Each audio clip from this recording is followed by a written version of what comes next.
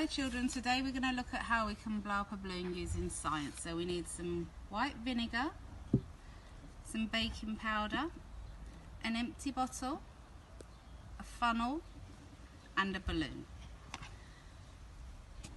So we use the funnel like this and we put some baking powder in,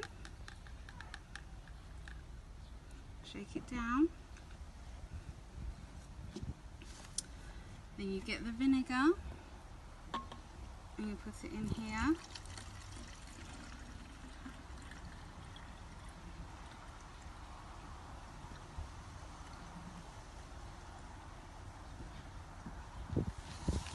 And then you get your balloon. You might need an adult to help you.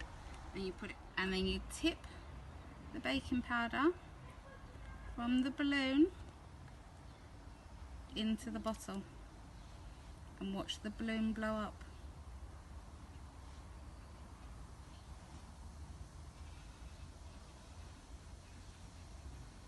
You see it getting bigger?